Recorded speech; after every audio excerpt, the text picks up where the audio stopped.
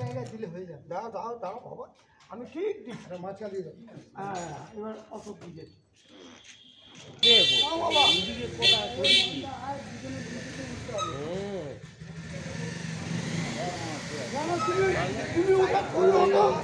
দেড় ফুট জায়গায় ওই 2 ফুট জায়গায় সিঁড়ি এইটা দেবো। হ্যাঁ, আচ্ছা, এটাকে বলবো তাহলে সব ধরে নেবে। যুদ্ধকালীন তৎপরতায় মঞ্চ তৈরি হচ্ছে। সকল রক্তদাতাকে জানাই আন্তরিক শুভেচ্ছা। মেডিকেল ব্যাংক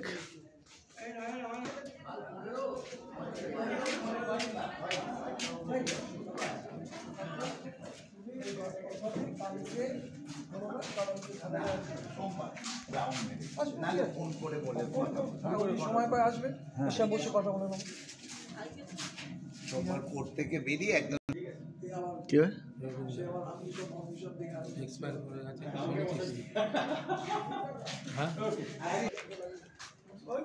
মেডিকেল ব্যাংকের চত্বর অর্থাৎ মেডিকেল ব্যাংকের সামনে পুরো সেজে উঠছে যুদ্ধকালীন তৎপরতার সঙ্গে। দেখতে পাচ্ছেন যে মঞ্চ যুদ্ধকালীন তৎপরতার সঙ্গে যেমন রেডি হচ্ছে, এদিকে আমাদের যারা আর কি এই সাজানোর দায়িত্বে আছে বা এর দায়িত্বে আছে পুরো তৎপর, তারা সারা দিন আজকে পরিশ্রম করছে।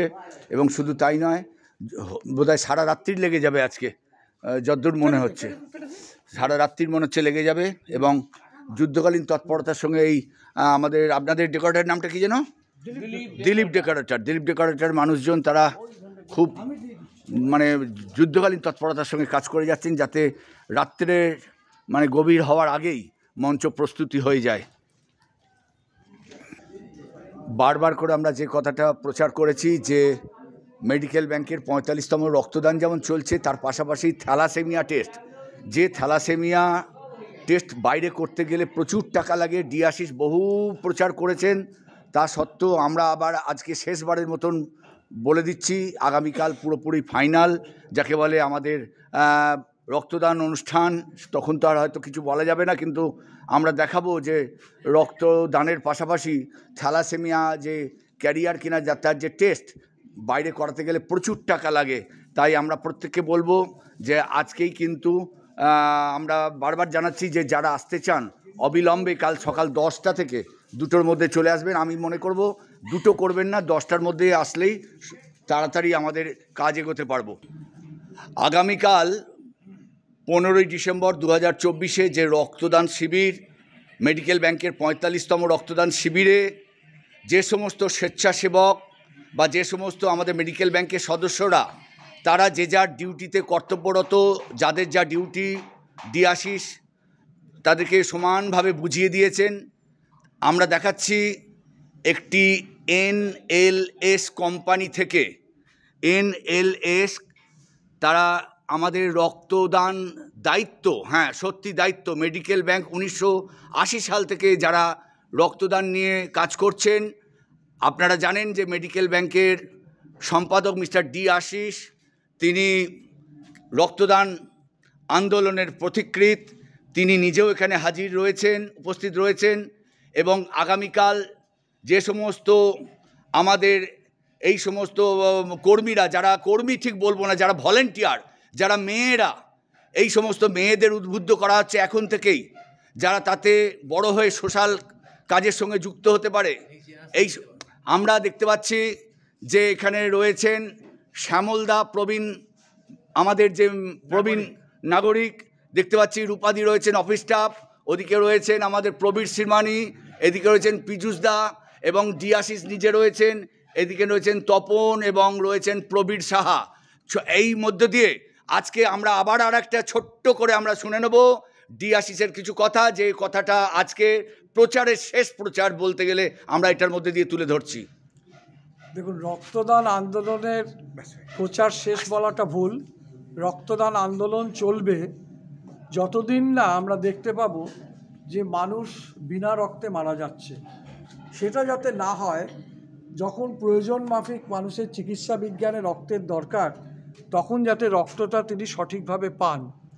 আমরা 45 বছর ধরে যে আন্দোলনটা করছি, আমাদের মূল লক্ষ্য যে সাধারণ মানুষ যারা বিশেষ করে চিকিৎসা বিজ্ঞানের সহযোগিতা নেন তারা যাতে প্রয়োজন মতো চিকিৎসা বিজ্ঞানে রক্তটা পান, সে কারণেই আমাদের এই আন্দোলন। এবং আমরা বলতে পারি যে এই মুহূর্তে পশ্চিম বাংলায় ক্লাব, প্রতিষ্ঠান, পলিটিক্যাল পার্টি, বিভিন্ন সাংস্কৃতিক সংঘ, যারা ক্রীড়া মঞ্চ, প্রত্যেকে আজকে রক্তদানে এগিয়ে আসছেন।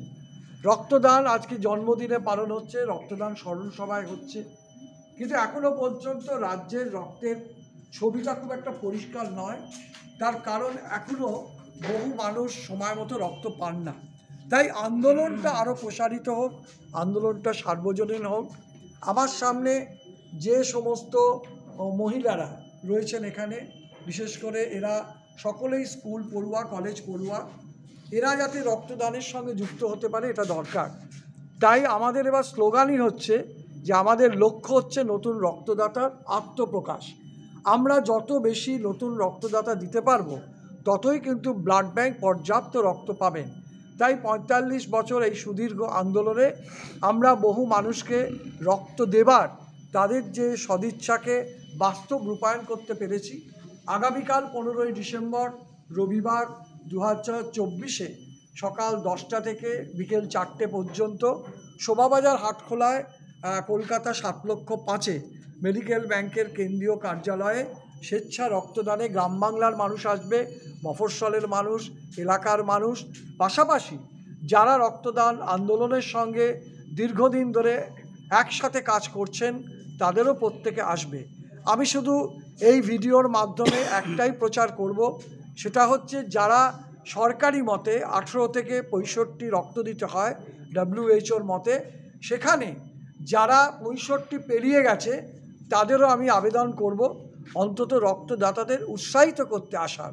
আর দ্বিতীয়ত যারা এখনও 18 বছর হয়নি, রক্ত দিতে পারছে না, তারাও যাতে এসে রক্তদান সম্পর্কে যে রসায়ন, রক্তদান করতে গেলে কি কি কর্মসূচি থাকে, রক্তদাতা হতে গেলে কি কি জানতে হয়, সেই ব্যাপারেও আমরা প্রত্যেকের বাবা মার কাছে, অভিভাবক অভিভাবিকাদের কাছে অনুরোধ করব, আপনারা আপনাদের ক্লাস 6, 7, 8, 9, 10, 11 যারা পড়াশোনা করছে 18 বছরের নিচে তাদের প্রত্যেককে পাঠান।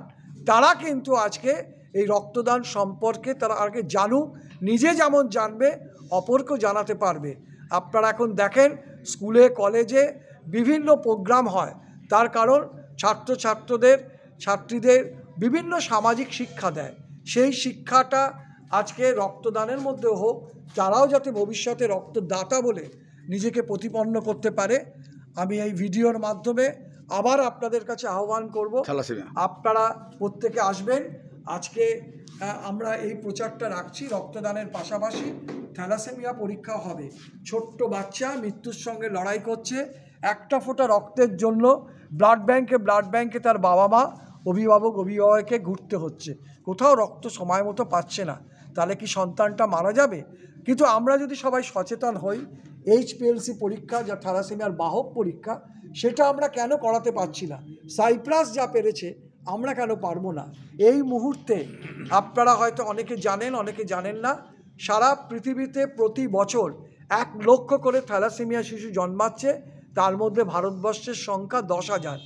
আমাদের পশ্চিম বাংলায় এই ইতিমধ্যেই 65,000 ছোট ছোট বাচ্চা যারা থ্যালাসেমিয়া শিশু আক্রান্ত, এবং প্রতি বছর 2 থেকে 3,000 করে নতুন জন্ম নিচ্ছে যারা থ্যালাসেমিয়ার মতো মারণ ব্যাধি নিয়ে। তাই আমরা সর্বতোভাবে সবার কাছে অনুরোধ করব, এই বাচ্চাগুলো কিন্তু পৃথিবীর ভবিষ্যৎ, ভারতের ভবিষ্যৎ, রাজ্যের ভবিষ্যৎ। তারা যাতে অল্প বয়সে মারা না যায়, অকাল বিয়োগ না ঘটে, সেটা আমাদের সকলের দেখা দরকার। বাবা মার সচেতনতা, অভিভাবিকাকে সচেতনতা, চিকিৎসক এবং শিক্ষক মহাশয়দের সচেতনতাই একমাত্র থ্যালাসেমিয়াকে আটকাতে পারে। আমরা আশা করব আগামীকালের 10টা থেকে 2টো পর্যন্ত এই থ্যালাসেমিয়া বাহক পরীক্ষায় রামকৃষ্ণ মঠ ও মিশনের মায়ের বাড়ি তারা আসবেন, তাদের মেডিকেল টিম আসবে। এছাড়া life care blood bank, RG Kar blood bank তারাও আসছেন। প্রত্যেকে যাতে বিজ্ঞান ভিত্তিক রক্ত দিতে পারেন এবং স্বাস্থ্য সচেতনতায় তারা থ্যালাসেমিয়ার চিকিৎসা করতে পারেন। শুধুমাত্র বাচ্চা নয়, যারা গর্ভবতী মা তাদেরও আমরা বলবো আসতে, এবং যারা আগামী দিন বিবাহযোগ্য হবে তাদেরও প্রয়োজন। তাই সর্বতোভাবে রক্তদান আন্দোলনকে সর্বস্তরে ছড়িয়ে দিতে আমরা বদ্ধপরিকর। ধন্যবাদ।